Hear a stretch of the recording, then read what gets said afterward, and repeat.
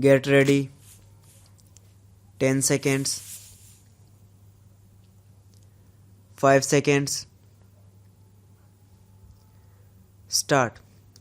Mr. Deputy Speaker, sir, there is a ban on transporting agricultural produce from one part to another part of the country.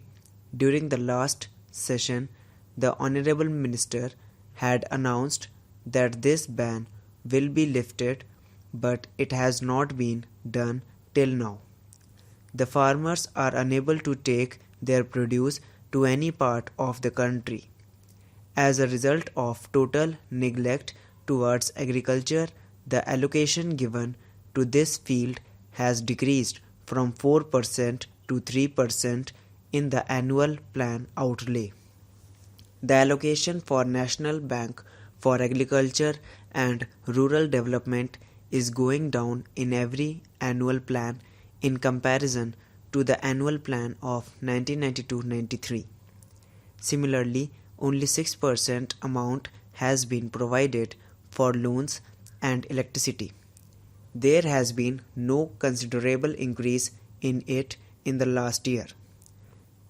This step of the government is totally unjustified towards the farmers and agriculture. The continuous decrease in the groundwater level is also a matter of grave concern.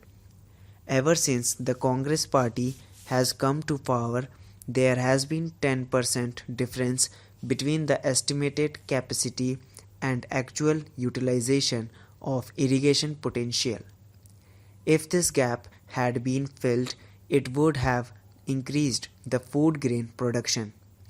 Not only our country would have become self-reliant in food grains, but it would have been also able to export them. Several big projects are lying pending and near about 70% of land is deprived of irrigation. Same is the condition of forest areas also. Wherever there are Congress governments, they have grossly violated the interests of the farmers. The network of multinational companies is spreading in our country, which will create problems for the farmers.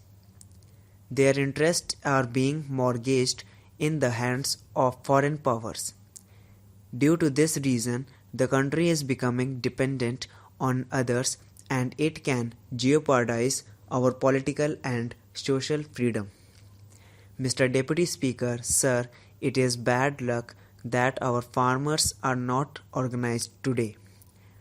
But the day they became organized, they can revolt. Since the time this Congress government has been formed, it is not even ready to accept rightful demands.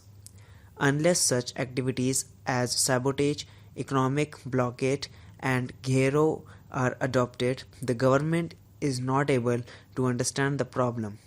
So I would like the government not to create so much problem for the farmers that they are compelled to revolt. Mr. Deputy Speaker, sir, my party and myself totally oppose the Dunkel proposals. It is very regretful that these proposals have caused infighting among the cabinet members. One of your ministers says that export of our country will increase with the acceptance of Dunkel proposals, and another minister says that such acceptance will destroy our country. So there is difference of opinion in the cabinet also. One minister is opposing while another minister is supporting the Dunkel proposals. When there is so much difference of opinion in the cabinet itself, what right that they have to remain in government? One of the two ministers should go. The minister who is opposing his government's policy should resign. If the government is ready to accept the Dunkel proposals, the agriculture minister should resign, and if the government is not accepting the proposals, the commerce minister should resign, as he was praising the proposals. When the farmers resort to agitation for their demands, the entire government will have to resign. Mr. Deputy Speaker, sir, our country is severely affected by drought at present. Orissa, Bihar, Maharashtra and eastern part of Uttar Pradesh are affected by drought, but our central government decides everything in a haphazard manner. The Prime Minister surveys a state for once and gives rupees 10 crores, rupees 20 crores or rupees 50 crores. Then he goes to another state. Such a haphazard manner cannot solve the problem. There should be a permanent solution. Even after 65 years of independence, the government has not been able to control drought. Maximum rainwater is wasted and there is no storage facility. Sir, Andhra Pradesh is also severely affected by drought and the situation has become so worse that the farmers are forced to kill their own children. Neither there is fodder nor water for their cattle. Sir, it is just opposite in Karnataka. It is affected by floods which have caused a lot of damage. On the one hand, there is devastation due to heavy rains. On the other hand, there is suffering due to drought. I have read the draft of the agriculture policy. I do not think that the Honorable Minister of Agriculture has paid any attention towards this problem. I would like to submit that this agriculture policy is unfavorable to the farmers.